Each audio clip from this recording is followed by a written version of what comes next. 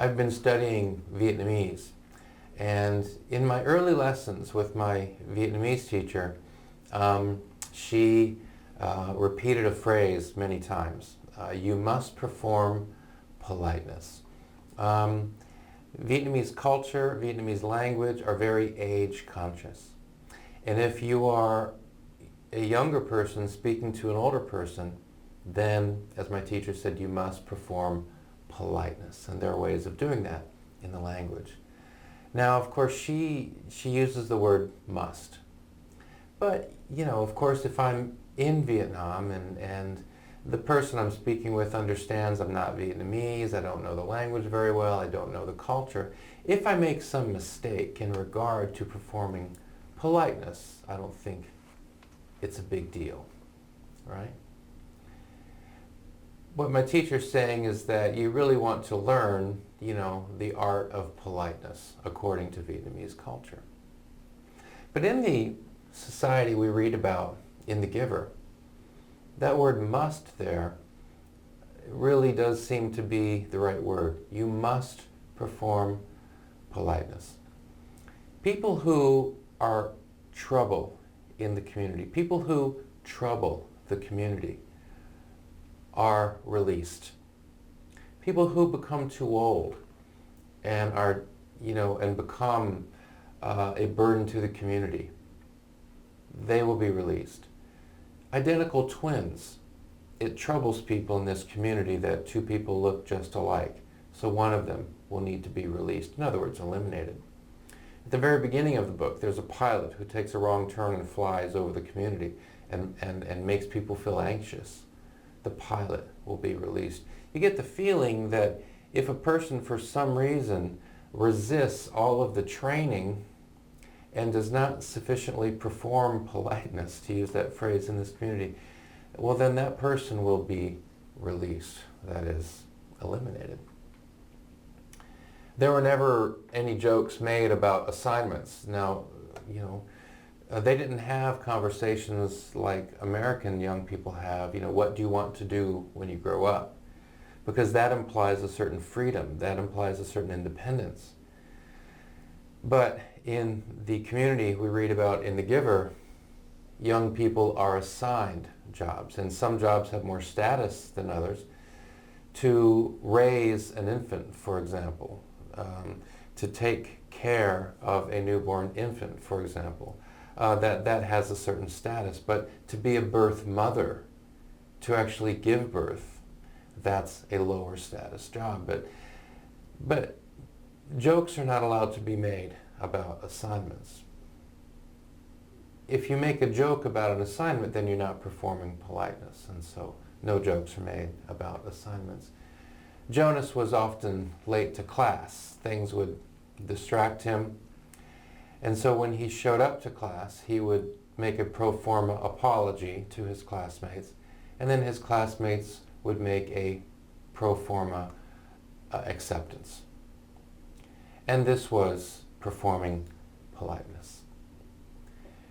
When assignments are handed out in the story as we read about it, the person in the community who is, you know, announcing the assignments would then thank each young person for his or her childhood. This seems to be sort of, you know, the last act of childhood is to be thanked for your childhood. As if, you know, the kids have anything to do with their childhoods, with the fact that they had childhoods. But this is a kind of politeness that exists in the culture.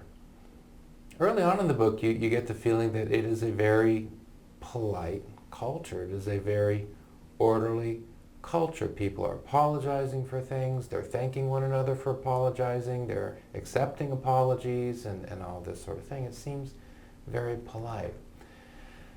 But it doesn't take long to realize that this is a community of security, but not a community of love. Love involves risk, and this is a community that doesn't want risk. This is a community that has done everything possible to eliminate risk. High security, but no risk, therefore no love. There's no real individuality. We do get the sense in the book that, certain children have certain characteristics, right? Of course, personality differences, at least some of them, clearly are related to genetics, and that issue isn't dealt with specifically in the book, but you have different personalities, different strengths, different abilities, different levels of intelligence, different kinds of intelligence perhaps.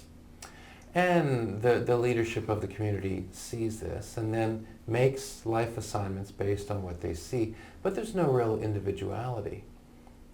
Children in this community, they can't have these conversations. Well, maybe I'll try this, maybe I'll try this in life, and then I'll try that, and then I'll try that, and then I'll try that. No individuality. There's certainly no freedom of thought.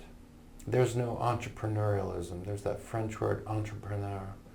To undertake something, right? To pursue something, right? Entrepreneurialism, we think of these people as the creative business people, right? Who want to bring something new and interesting to the market, for example. Usually that's how that word is used in our society, entrepreneurs.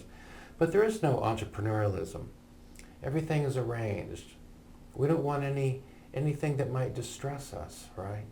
And economic freedom implies risk, and risk implies possible disappointment. And so we want to get rid of all that stuff. So there's no real freedom, there's no real individuality, there's no entrepreneurialism.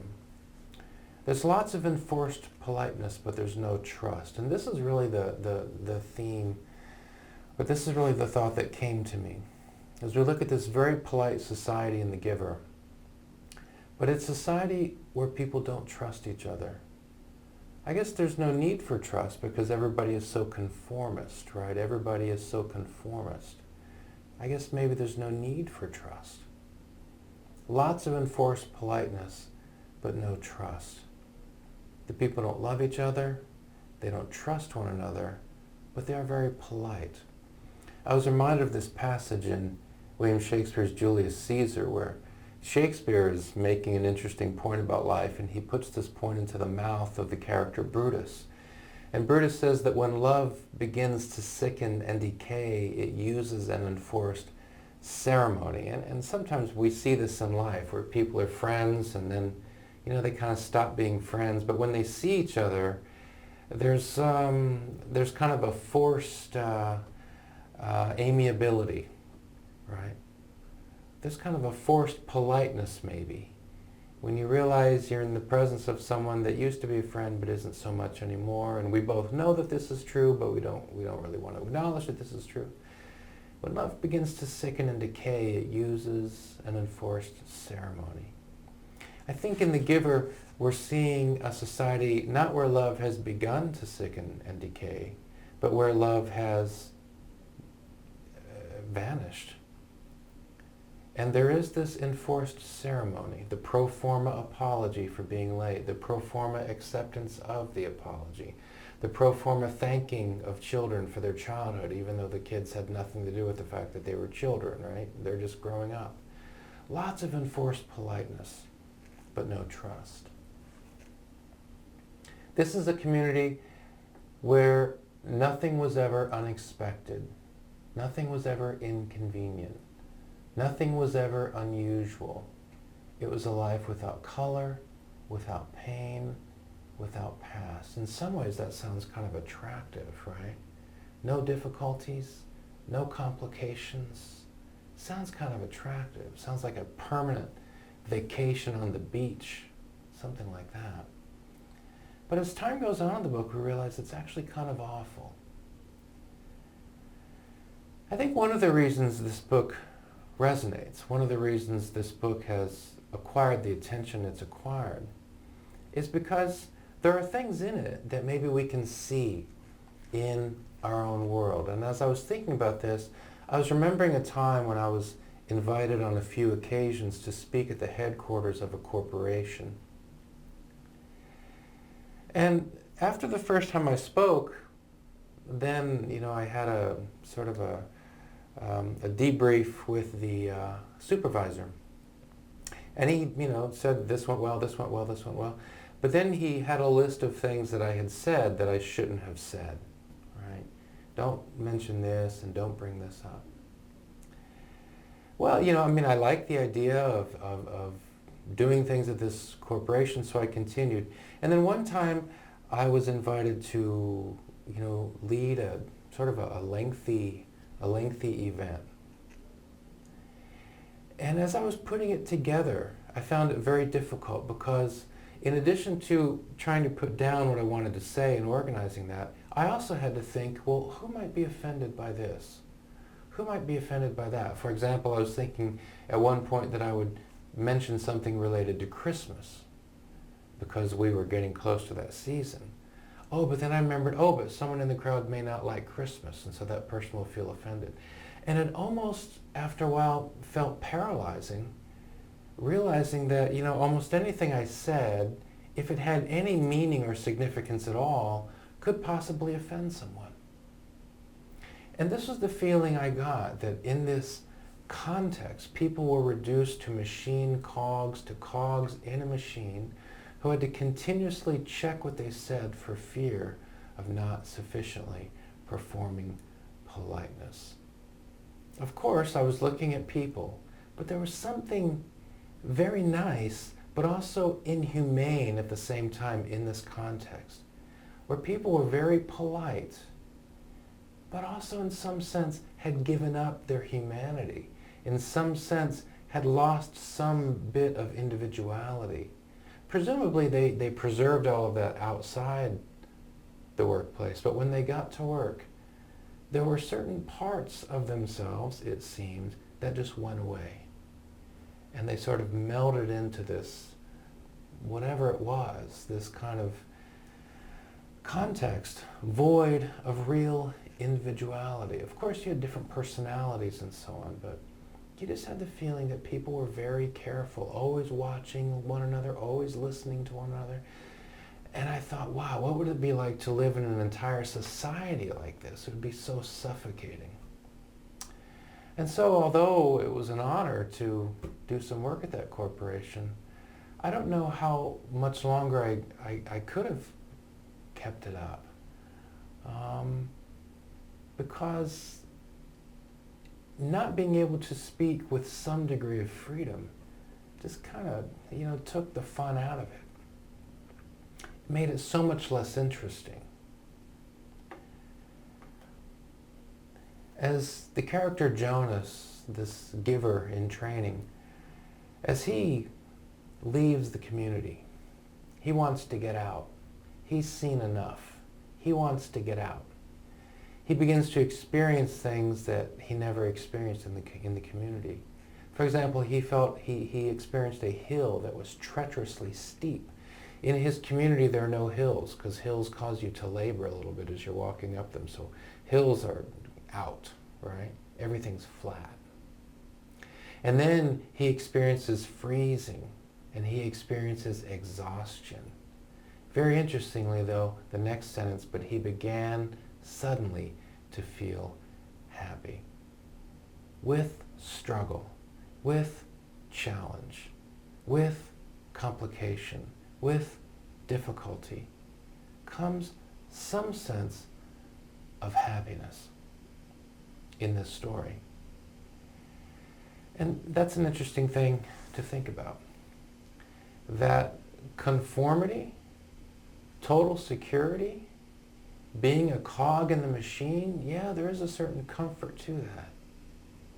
But can one really experience a sense of contentedness without a sense of personal struggle, without a sense of overcoming difficulties? And one of the difficulties that people overcome, or one of the difficulties people have to work with in free societies, is that you have different people who have different personalities who sometimes won't perform politeness. Sometimes they'll say things that are rude. Sometimes they'll say things that are strong. Sometimes they'll say things that we disagree with, right? But that's a small price to pay in exchange for being free. That if I want to live in a free society, then I need to be willing to experience treacherous hills, right? And one of those treacherous hills might be listening to people say things I disagree with. Right? I need to be willing to experience freezing and exhaustion and other difficulties, right? We can use these as metaphors for the challenges that come with living in a society that comprises individuals. People say things I disagree with. People say things in a way I don't like. Of course, we want to be polite. We want to be civil. We want to be decent. But we don't want this enforced politeness. We don't want people constantly telling us what we can and cannot say. We don't want to be in a position where we're continuously checking what we say for fear of offending someone. Yes, we want to be polite. My teacher says, when you're in Vietnam, when you're speaking Vietnamese, you must perform politeness. But in this case, though, what she's telling me is that this is something that I want to do. I want to exercise my will to, to make things work in that culture, right? To have the best experience I can in that language, in that culture. But what if there's an external force? What if the must is coming not from within, but from without? I must perform politeness. I must conform. I must talk like everyone else. I must make sure that nothing I say offends anyone else, right? That's a kind of straitjacket. That's a kind of straitjacket.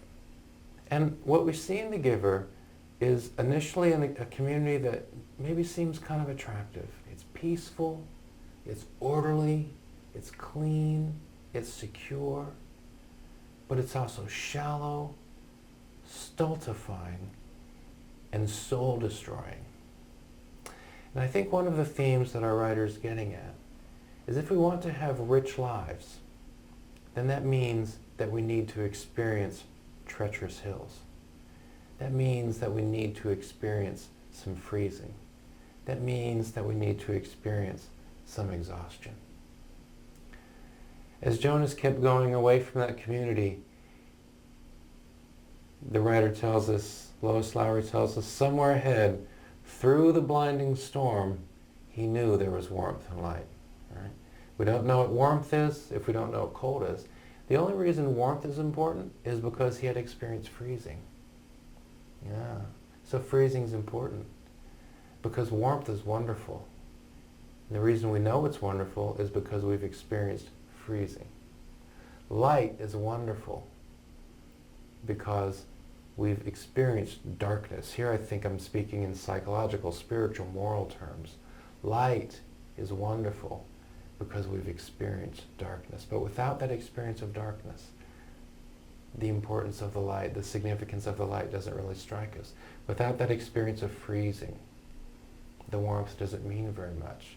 Without that blinding storm, that place ahead of us where there's warmth and light doesn't mean a whole lot. Very important message that Lois Lowry is delivering to young people, but really to all of us. To young people as they're becoming aware, more aware of what the world is like, that if we want to have rich lives, then in some sense we have to give up a degree of security. We have to give up enforced politeness. Yes, we want to be civil, we want to be decent, we want to be kind, we want to be polite, but we also want to be free. And we need to face the world as it is. And look for those places ahead of us where there's warmth and light, but knowing that on the way we're going to have to walk through some blinding storms.